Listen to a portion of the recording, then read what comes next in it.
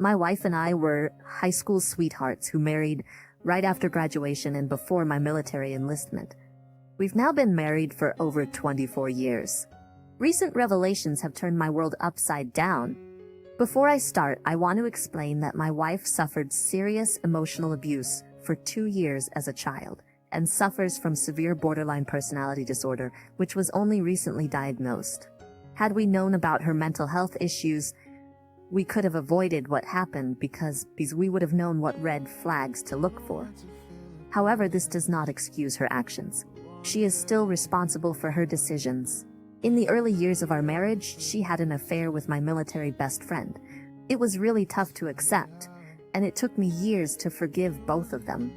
During his absence, we had many conversations to work things out. When he returned, he was married, and we had lots of talks, and things returned to normal. He was like a brother to me, and I cared for them both. A few years later, my wife opened up about her bisexuality, but it seemed like just a conversation. About a year later, she had a fling with a female coworker at a party after some drinks. She confessed to me, and although I wasn't thrilled, I wasn't threatened by it, so I let it go. Shortly after that, she began spending time with an old high school friend that I wasn't comfortable with. Our kids would go to his place to watch movies, and I visited a few times when I wasn't working. But then, she started staying out late at his place, and one day she returned home at 6:30 a.m., making me furious. She claimed they were just cuddling on the couch and watching a movie, but I lost my temper. A few days later, after calming down, I told her I didn't want her to see him again. She complied, but we had arguments about me telling her who she could be friends with. 3 years later, during a conversation about her previous experiences, she dropped a bombshell, admitting that she had sex with my best friend's wife a few months earlier. I was upset and asked if my friend knew, to which she said no. She mentioned that it happened while they were drinking and they were messing around before having sex. It wasn't her bisexuality that bothered me, it was the secrecy, lack of communication, and the delay in telling me, which was back in 2009. Between 2009 and 2014, we faced numerous challenges, with 2012 being particularly tough. My primary concern stemmed from a largely sexless marriage since the birth of our second daughter, meaning intimacy happened only 1 to 3 times a month, if at all. I tried to be romantic, with gestures like giving her roses, buying chocolates, making dinner, and spending quality time together on the couch, despite our financial constraints. However, she never seemed interested. During this period, I aggravated a back injury related to my military service, limiting my physical activity on my worst pain days. While I never became violent, I could be difficult to be around, but I made an effort to compensate on better days. To this day, 14 years later, I'm still waiting for corrective surgery from the VA. On top of this, I was juggling a full-time job, being a full-time student, and trying to launch my business, all while dealing with my back injury. Despite my busy life, I always made time for her. She battled depression following the birth of our last daughter and would shut me out when I attempted to talk to her, leading to frequent arguments. She worked part-time and was primarily responsible for household chores, but the house remained messy. Any discussion about it inevitably led to arguments, with her suggesting I should help more. So she began spending time with other soccer moms to vent her frustrations, and I allowed it to alleviate her stress. I was already working over 60 hours a week, attending school for over 33 hours, and dealing with constant pain. I didn't want her to feel as burdened as I did, and encouraged her to enjoy herself. From 2014 to September 2021, things seemed fine. I graduated, my business was thriving, and I was working fewer hours. We moved from the city to a rural community over an hour north. While our marriage remained strong, we enjoyed each other's company more. Despite occasional arguments due to my ongoing back pain, I was proud of our strong relationship, and we even bought a house this year. However, everything changed on September 7th. I had always suspected she had an affair with her friend, though she denied it and gave me a hard time about my accusations.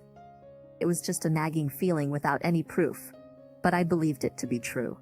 During a weekend trip she took with our daughters while I had to work, I had a disturbing nightmare about my suspicions, waking up in a cold sweat.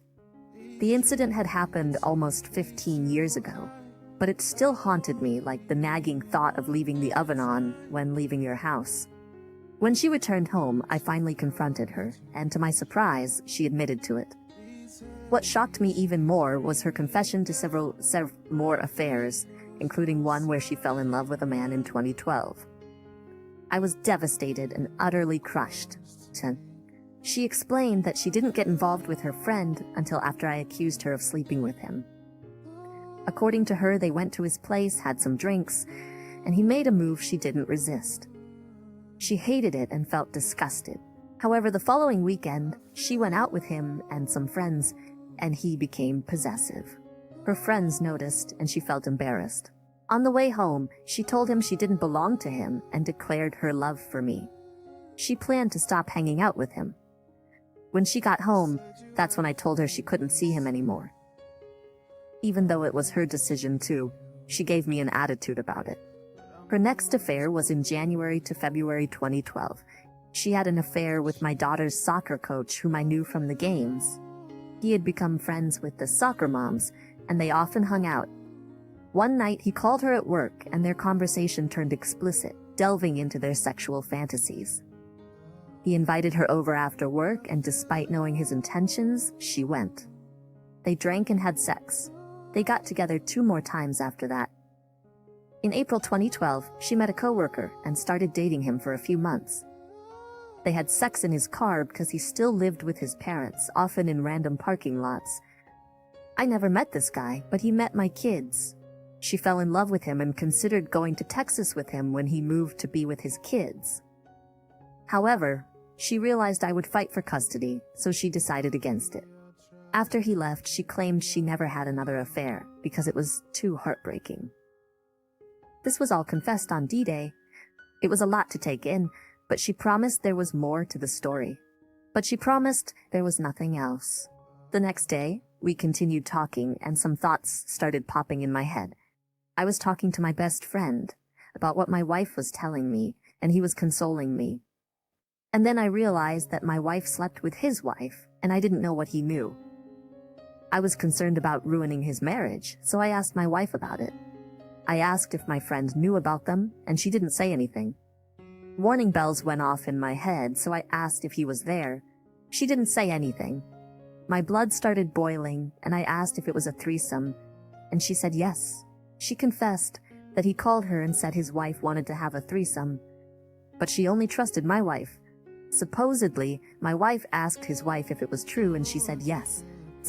They planned it out and met a few weekends later. The threesome started with my wife and my friend rubbing on his wife, but the only 2 people to have intercourse were my wife and my friend. He never had sex with his wife, who the threesome was supposed to be for. I exploded. We've been in therapy for a few months, and I'm in pain. I feel foolish, ashamed, angry, and disrespected. I even question my own judgment for considering working things out. She claims to have been faithful for the past 9 years, but that doesn't change what happened. I'm torn between longing for her touch and feeling repulsed by it. If it weren't for her borderline personality disorder significantly influencing her decisions, I might have ended the relationship. As I learn more about her disorder, I realize how much it impacted her feelings and our relationship.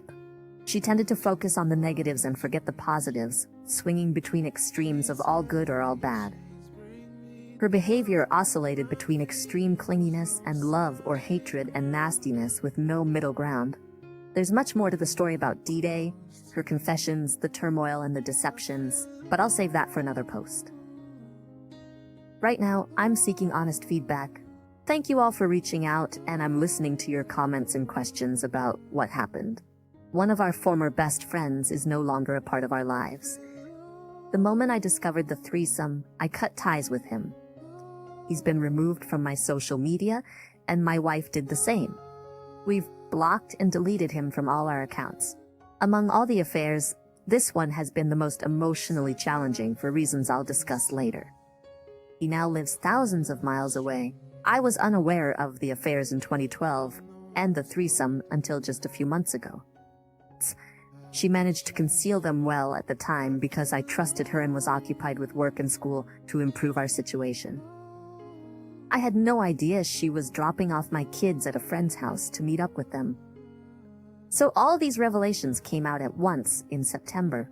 We're both currently in therapy. I'm seeing a therapist individually, and we're attending marriage counseling. She's in the process of finding her own therapist to work with individually, but insurance is a hurdle since I'm covered by the VA and she's not. We're actively researching her mental illness and have already read numerous books on the subject, including titles like I Hate You, Don't Leave Me, Borderline Personality Disorder Survival Guide for You and Your Relationship, UNF hashtag CK Your Brain, Loving Someone with BPD, BPD from the Husband's POV, and several others. After reading these books, it felt like reading a reflection of our relationship, a reflection of our marriage. My wife and I communicate daily, and we have established rules and boundaries for our conversations. We ensure we ask for breaks when emotions run high. She has become more intimate and attentive to my feelings. She is also working on addressing issues as they arise. When she starts feeling angry or thinks I am being unpleasant, she now forces herself to reevaluate the situation, calms down, and reassesses what I actually did or said. I have noticed her making this effort, so she's actively working on coping and reacting differently during episodes. She takes responsibility, is open, and demonstrates the motivation to improve herself and our relationship. She understands the gravity of her actions, has apologized, and makes sure I am aware of her actions, conversations, whereabouts, and even allows me unrestricted access to her phone anytime.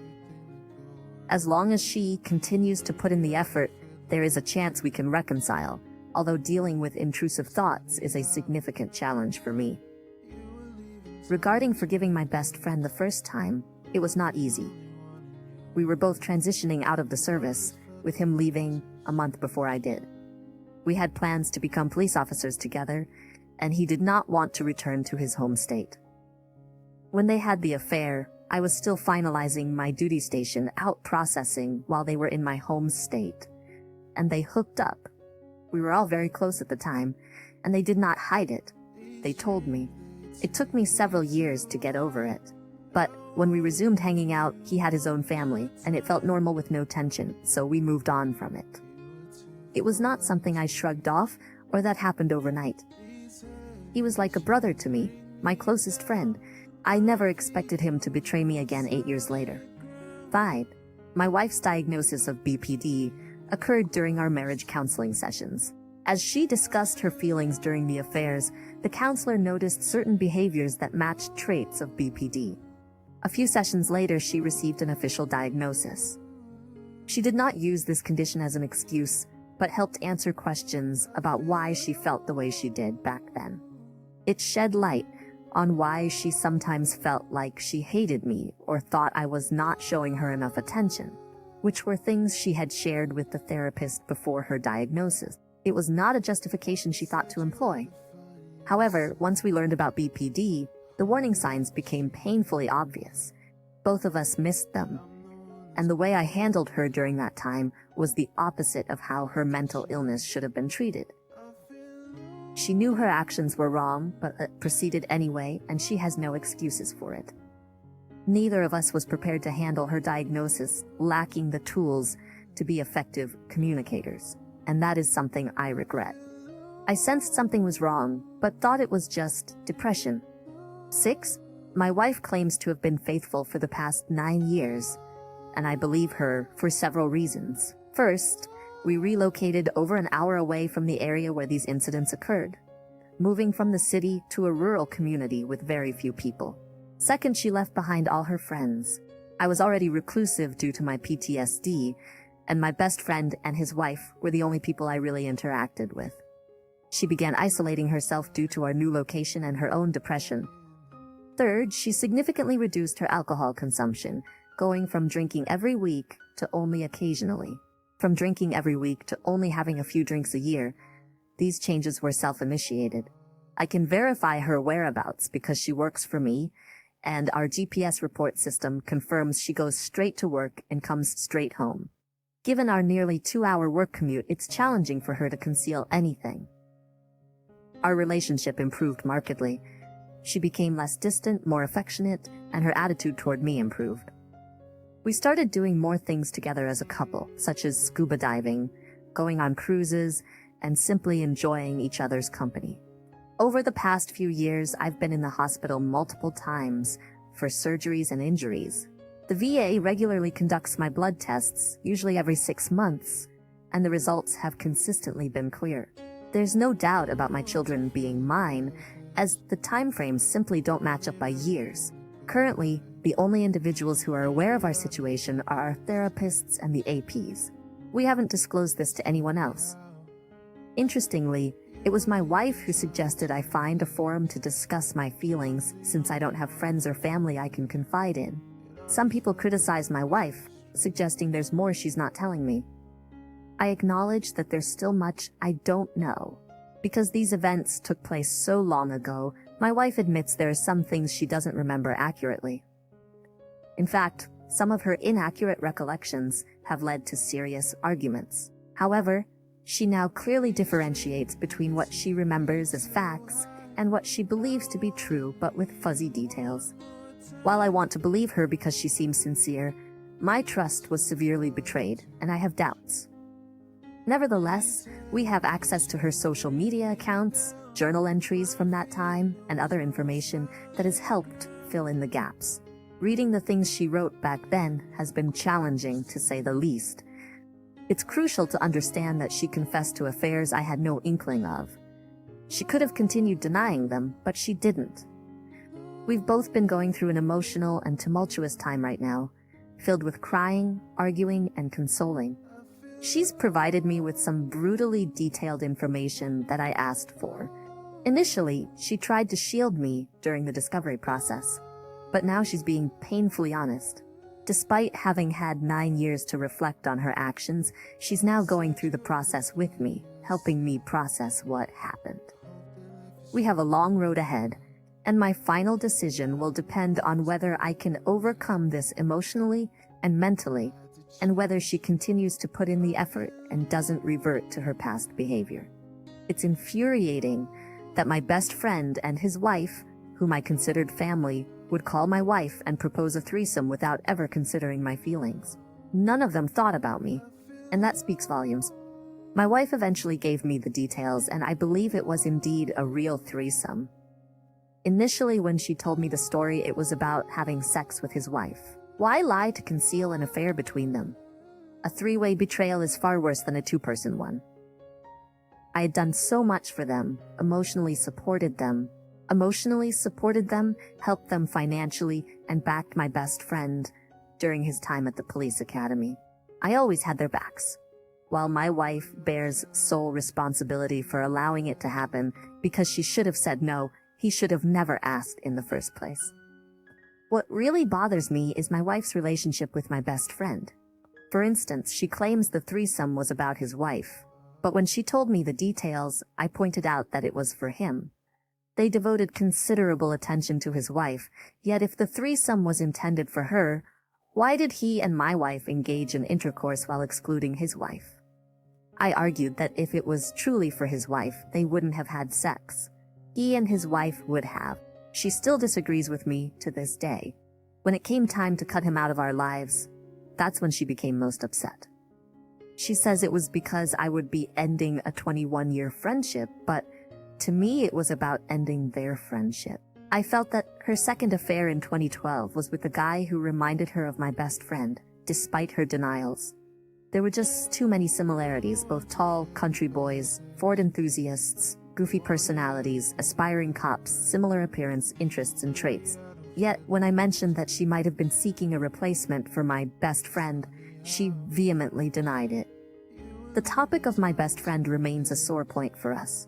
She claims to have regretted it the moment she started driving home, and it was never discussed between them again.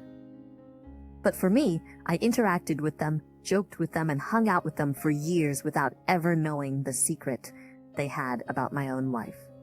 When it was finally revealed, it was humiliating and shameful. You begin to wonder if all along they were silently laughing at you. You question how people who professed to love you and acted like family could stoop so low. That's why my inner circle has dwindled to a dot. Betrayal by those closest to you shatters your ability to trust others in the future, and that's why I struggle to make friends. Firstly, I want to express my gratitude for the comments and feedback. It's helping me assess my life moving forward. However, there are a few points I'd like to address. 1. Neither my wife nor I blame her BPD for her affairs. She has taken full responsibility because she made those decisions independently. Her diagnosis occurred during our marriage therapy, not prior to it. Our therapist pointed out that while she made the choices, her BPD influenced her behavior. BPD symptoms encompass self-destructive tendencies, impulse control issues, difficulties with boundaries, trouble maintaining relationships, pushing people away, engaging in risky behavior, mood swings, and the worst of all, splitting. Picture despising the person you're married to for a reason that exists solely in your mind. I mean, truly loathing them. After I spoke with her friends from that time, they were shocked by the way she described me to them. She accused me of mistreating her, ignoring her, and not giving her the attention she desired. She genuinely disregarded the positive aspects because her mind wouldn't allow her to acknowledge them. They mentioned that after my conversations with them, they didn't recognize who I truly was. It was like night and day to them. The issue was that I didn't realize it at the time, but our relationship was destined for trouble because the crazy was constantly driving a wedge between us, and I was oblivious to the signs. Her friendships consistently ended in conflict, with her cutting ties after disagreements. I am her longest-lasting personal relationship, and she has now lived with me longer than with her parents. There have been times when she also distanced herself from her parents. Successful long-term relationships without conflict have been rare for her due to the influence of the crazy. Since her diagnosis, and with the help of therapy and research, we have learned new communication techniques. I am now more aware of her feelings and how to address them when issues arise.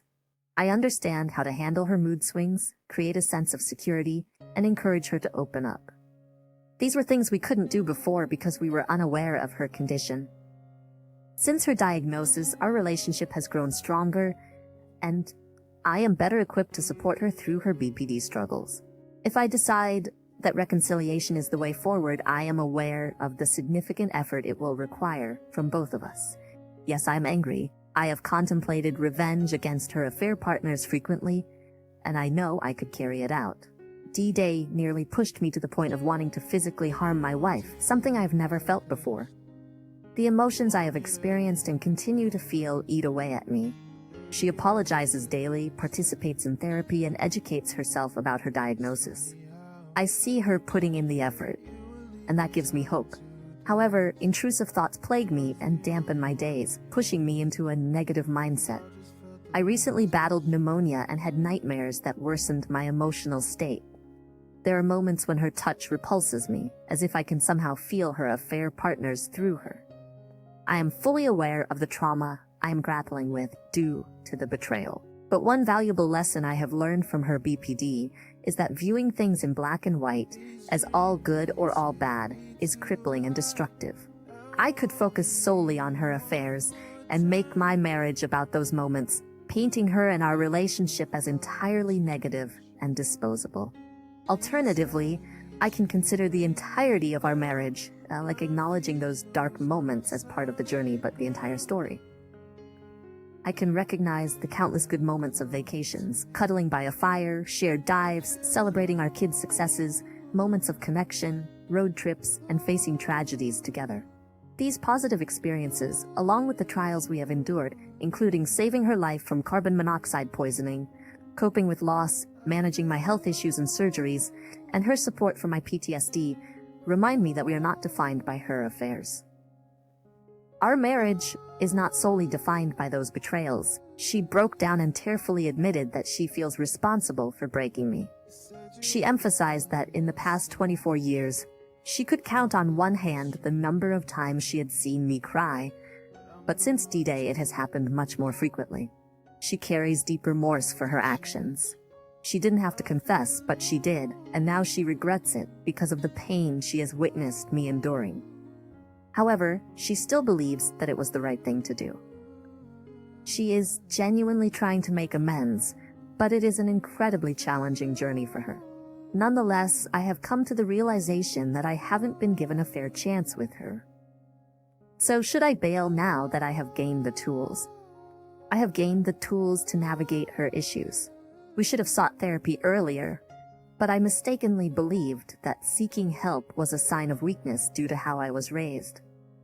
The notion was that men should fix their own problems and not rely on strangers for guidance. I now know that I was wrong. People with BPD fear abandonment, and walking away now, as she is making efforts to rebuild her mental health, would be a cruel idea. Wouldn't that reinforce her belief that she is worthless and that everyone will eventually leave her? Should my anger and pain take precedence over helping someone who has been tormented by her inner demons for nearly her entire life? Didn't I vow to support her in sickness and in health? And isn't BPD a sickness? At the moment, my focus is on my own recovery through therapy and self-improvement. However, I also understand that she needs help. I plan to assist her, starting with CBT-DBT therapy. Whether we decide to divorce or reconcile, I will understand that she needs help. I plan to assist her starting with CBT-DBT therapy. Whether we decide to divorce or reconcile, I will be there to support her because it is a commitment I made. I still love her, but what she has done is almost unforgivable, and it will take time for me to process it. I owe it to myself, not just her, to assess whether we can start anew with the right tools. Fortunately, I am in no rush, and I can grant myself the time needed to make this evaluation from a clear and rational state of mind, rather than an emotional one. As I mentioned previously, we relocated to a farm more than an hour and a half away from her friends. This isolation led her to rarely leave the house. Regarding work, she is employed in my business and either works from home or is tracked by GPS for client assignments. Despite lingering feelings, there were no opportunities that wouldn't raise suspicions. When she was at home, she slept extensively and significantly reduced her drinking. My best friend moved to Michigan, and the guy she had the longest affair with relocated to Texas. I want to emphasize once more that she made the decision to cheat, and that responsibility rests solely on her shoulders. Her BPD did not prevent her from considering divorce, discussing it with me, or simply resisting the urge. That was her choice, and she bears full responsibility for it. I attribute her BPD to the emotions that led her to that point, feelings of abandonment and the belief that I no longer loved her. These emotions were a product of her BPD. I do not excuse her actions, but I understand the emotional context that led her to them. These perspectives are not mutually exclusive. Her affairs were not primarily about sex. They were a way for her to feel attention from someone and alleviate the sense of abandonment. For her, sex was unsatisfying and she never reached an orgasm. It was more about them, like a form of payment for their time. There was no excitement or foreplay. It was purely transactional. Now that she has a treatment plan and can recognize when her emotions are being manipulated by her condition, she possesses the tools to address episodes. She knows to use DBT to regain focus and how to communicate her feelings with me. I have learned to listen and provide reassurance. These are mechanisms to help her remain grounded in reality and not succumb to her fears. It is not about being a jailer or a parental figure. It is about being a supportive partner who aids her in her treatment.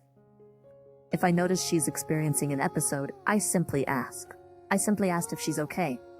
Whether she chooses to talk or not is entirely up to her. Since D-Day, we've had constant conversations. One surprising aspect was my wife's lack of interest in sex throughout our marriage. Interestingly, she wasn't interested in sex with her affair partners either. For her, it felt like an expected part of the attention they gave her, a transactional experience. After D-Day, she finally disclosed the details of her soul assault during childhood. I knew it had happened, but never the specifics, and I never pushed her to share.